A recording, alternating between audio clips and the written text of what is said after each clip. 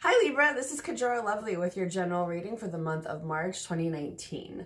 I also did a general video for all signs that you can check out. The link is in the description box below, where I talk a little bit about the astrology going on this month, the moons, the seasons, the holidays, the astrology seasons, and I also pull some tarot cards to talk about overall themes. So you can check that out if you like. There's some info in there that will probably be relevant. Also, just to let you guys know, I am a tarot card reader and a Reiki healer. I'm based in the LA area, and if you're interested in doing an in-person or a distance reading or healing session, just let me know. You can book one by emailing me, and all that info is also in the description box below. Okay, let's get started. Sorry, my hair is shedding as usual.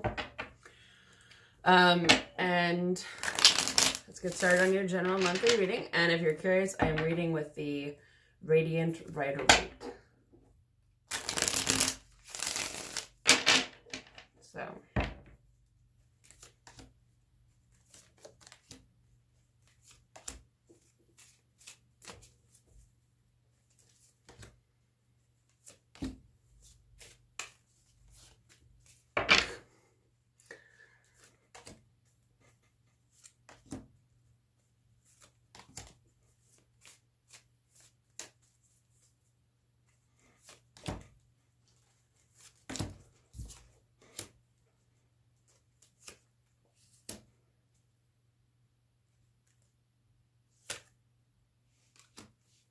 okay. So, where you are now. Four Swords. So this means that you're coming out of you're going into a period of rest. This means for some of you, you may need to take a break, take some time to yourself, kind of pull back from other people, especially if there's been some toxic situations, because what's influencing you right now is feeling defensive. Usually this means you're feeling under attack. You feel like people are coming at you from all sides and you're like, what the fuck?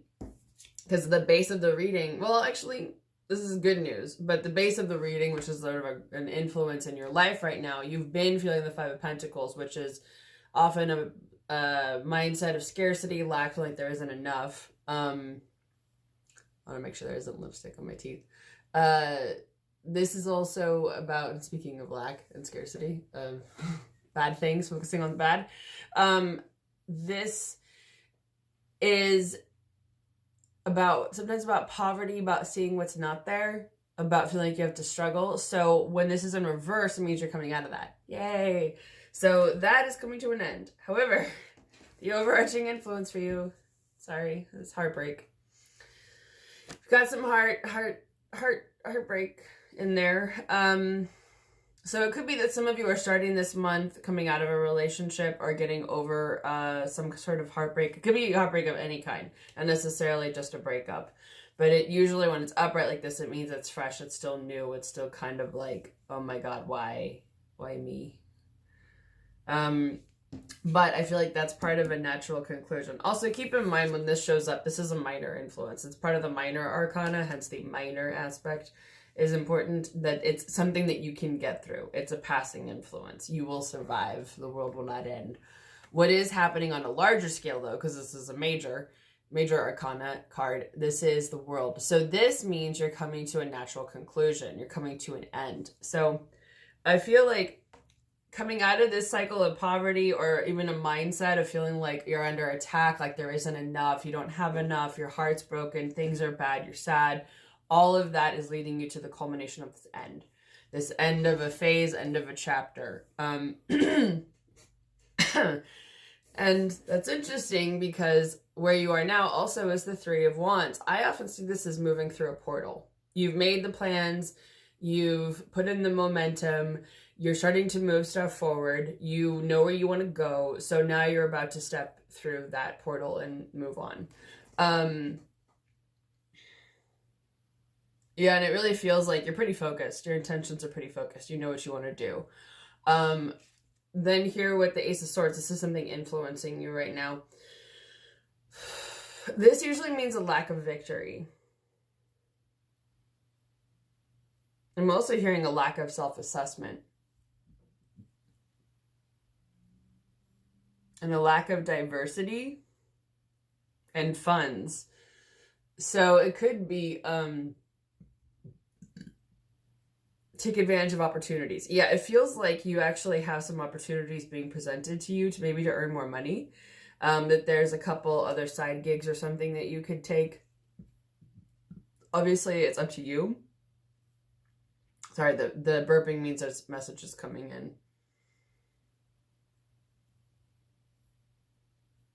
I feel like it's also trusting your intuition, trusting your own spiritual path, your own spiritual power, that you're moving forward in the right direction. Yeah, you know the way forward. It's so funny because that also relates to this. So I feel like you might be coming out of a period of doubt. Yeah, so I feel like it's about... There's always one card. There's multiple paths you can take, but you know the way forward. I feel like it's don't doubt yourself and don't think you have the capabilities.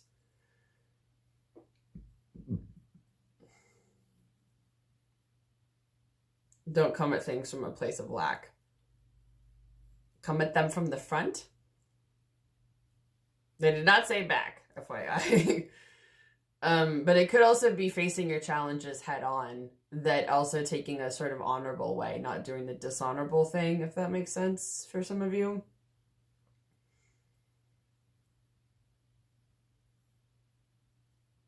And there's something in here about swirling answers.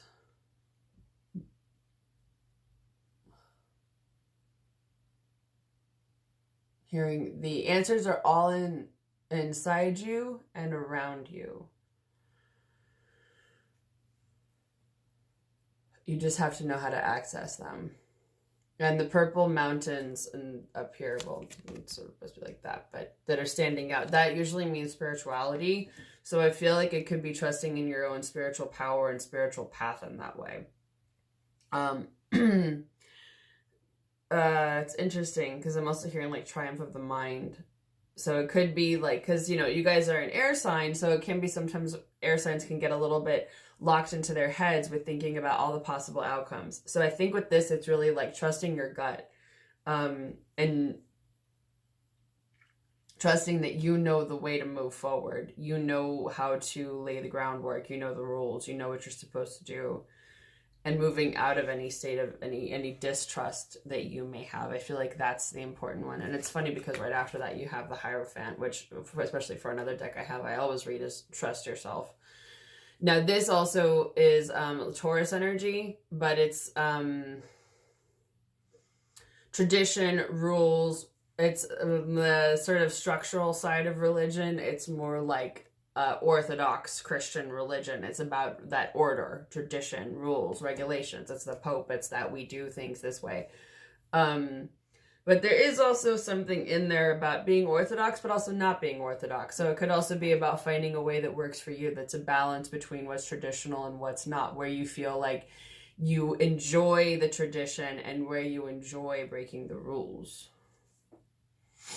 Because it feels like, because this in his hand is sticking out to me. So for some of you that may mean something. So go with the first thing that comes to mind, first thought, best thought. But I also see that as some of you want to do what feels right for you, what feels right with your tradition, your values, your morals, your standards, something like that.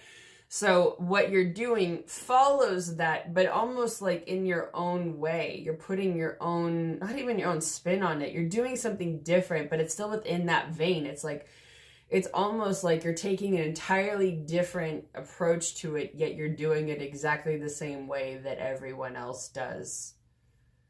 I don't know how that applies, but it's really that you feel okay with it because it feels comfortable. It feels familiar. Because it's going with what you know how to do. You know that it's not wrong, but at the same time, it's so completely different in other ways that it feels it still feels right for you because it's a new approach, but there's still something with following the parameters. The first thing that comes to mind is like women, modest Muslim women who, you know, cover themselves. They don't show too much skin, but maybe show their faces and their hands. And that even though they're covered, you can still get a sense of their own personal style with that. That makes sense. So it's following parameters that they personally want for themselves and that they feel comfortable with. And it's a part of, I wouldn't say called a regulation, depending on obviously who this hypothetical person is and where they live. But let's just say in this example, this is a woman who's doing this of her own free will and her own volition because she believes in her heart that it's right. And it's a part of her faith, and she sees it as honoring, respecting her faith, honoring and respecting herself, but still wants to showcase her personality. So once again, this is all hypothetical, but just as an example, somebody who wears like a bright sequined hijab with bright colors or really detailed, intricate patterns, so that when you look at this person, you think, oh, wow, they're really making a fashion statement with that. So it's modest, but it's also fashion. It's personal. It's their way. So that's the best example I can think of to give you a sense of what I'm talking about, because otherwise, however this applies to you, I have no idea. And if you don't have any idea, I hope that little metaphor or that story I came up with gives you some ideas of how to, in a way, follow the rules, but in a way that you're comfortable with, in a way that you feel like you're not doing anything wrong. You're still doing what's right. If that makes sense. Okay, so in the future, you've got, and this can also just be sometimes something to keep in mind. This could be a Gemini that you're dealing with, another air sign, or it can be either a relationship that's not happening. So for some of you, this could be whoever the ex is who broke your heart coming back. It could also be, I usually see it as like making a decision or even not making a decision. That's usually how I see the Lovers card. Now, it can also be about not necessarily having love for yourself or seeing the love within yourself, which would make sense because then you've got this looking for new opportunities. So with this, I would say it's important, the message of the Lovers also, there's a few. Okay, they're saying love yourself first. Don't be second. So I think it's also remembering that you don't have to look outside of yourself for love. That love is always within you. That the love you have for yourself should always be within you, especially here, you know, your heart center.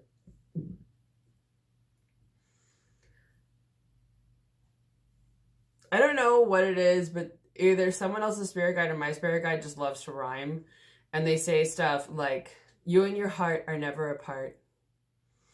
So, I think it's also, sorry, they're saying it's a divine allegory. It doesn't even make sense, but it's more like, that reminder that if you want to say, it's sort of visual. Okay, that's what it is for you guys. That if your heart can represent the divine love that the universe, your higher power, has for you. That whatever the spirit is that you worship or work with has this insane love for you, and it lives in your heart, and that is where it exists. And so I feel like in a way they're giving me this metaphor to help explain it, so that way you can think of it as like the divine love is always inside of you, and it's never apart from you. And you might not always see the connection, but you don't have to go looking for other people to remind yourself that you are loved, that you are worthy of love, and that you're lovable. Okay? You know, it's a common theme that people, we all want to feel loved. We all want to be taken care of to a certain extent. We all want to feel like we're lovable. We are worthy of being loved. And I think it's important to remember that you are all of those things all at once, all the time, whether you are in a relationship or not. It does not matter. And, okay, so moving on. The next thing is you might have... So you've got the Tower in reverse here. Now, it could be that you're dealing with the Tower falling and that's finally ending. Sometimes it can mean that it's like a little bit worse. Usually I often feel like if the tower's falling, which usually it's like the hand of God strikes and everything falls apart and you're kind of like, oh my God, what the hell just happened? It's often, I feel like, divine intervention for something that wasn't meant to exist anyway. And usually with this card, it feels like there's going to be a shakeup of some kind, because the crown is standing out to me as falling off. So however this applies in your life, the crown is getting knocked off. And it looks like you're probably going to be okay. It might feel worse while it's happening than when it's over. Or if that makes sense. Because also now this guy is standing out with his, like, if you can even see that. He's like, ah, I'm hurtling toward the earth. Which is scary. So it's sort of like a dream where you're falling, but then you land like a cat on all 4 feet and you're like, oh, that wasn't that bad. Or you are still, it's more like you land, you're pretty much okay, but you're still kind of shook up from the experience. But even then, it's not like the end of the world. You'll be okay. And it could have something to do with some sort of teamwork, partnerships. Usually I see this card, the Three of Pentacles, as dealing with something to do...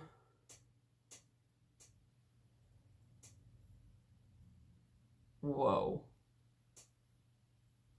I'm hearing seeing you through to the end of the world. So it could be, if it feels like your world is coming apart, whatever is happening, you will have other people by your side. So in other words, if the apocalypse comes in March, you're going to have some friends with you. So you're lucky nobody else has gotten that yet. I mean, it's more, I feel like it's a more personal thing, but it's, I think that reminder that you're not alone in whatever it is that you're doing, you know, that you have other people who are there to help you and suffer it through with you. And then you may have a little bit of a delay when it comes to good news that you want to hear in your life. Shocker, after the Tower. Let me pull one more card on that.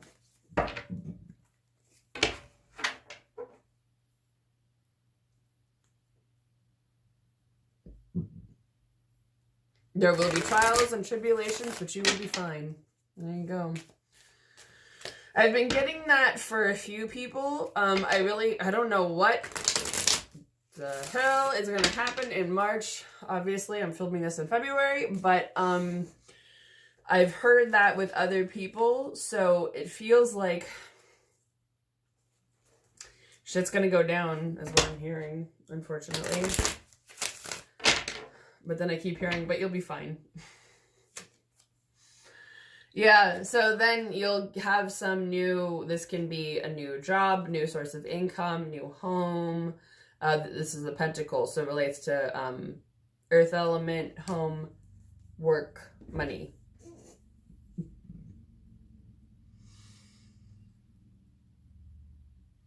So it feels like when that starts, all that other stuff will not quite be done. It feels like there'll be something else that you're still kind of that lingering effects. Like you're excited about whatever it is that's coming. You're seeing the sort of the light at the end of the tunnel, but at the same time, you're still like almost like dealing with the emotional weight and burden of what just happened. That you're carrying that with you moving forward because you're still tying up some of those loose ends. So whenever this new thing starts, you're going to be still kind of almost like emotionally writing it out, emotionally detoxing from whatever that Tower event was. It's gonna emotionally put you through the ringer, but at the same time, having that new venture will give you something to look forward to. It'll give you something to put your energy toward. I just get that you're gonna feel really tired more than anything else. So I will just say this: you can drink all the caffeine you want, but you need water. I've learned that one the hard way. From traveling for work, and your stomach starts to feel like acid. I know you all wanted to hear that, but just sharing that with you. Water also helps you stay awake. So But I would, yeah, after that, you may need to take a little breather if you have a chance. Otherwise, it feels like you'll just be glad to have this new opportunity because it'll be something for you to put your energy into, and it'll give you kind of a spark of hope and a ray of light. So if there are some of you who feel like you get a job opportunity right after going through some cataclysmic event, even if it's just that way to you, it's important to think about that and analyze it for yourself and see if you would look forward to going to work every day, just because it gives you a project, it gives you something new, some new hope to look forward to on a regular basis that has nothing to do with whatever the other thing was. That gives you something completely new and different to work with. Okay, Libra. Well, interesting month. I hope you guys have a wonderful March. I honestly do. It's going to be an interesting time for all the signs. And if you haven't yet check out my video for the general reading for all signs for the month of March. It's going to be an interesting time. So, hold on to your loved ones dearly. Let them know you care. Ride out the storm. You can weather it together. And I wish you the best of luck. Sending you lots of love. Hope you have a great month. And I'll see you again next month.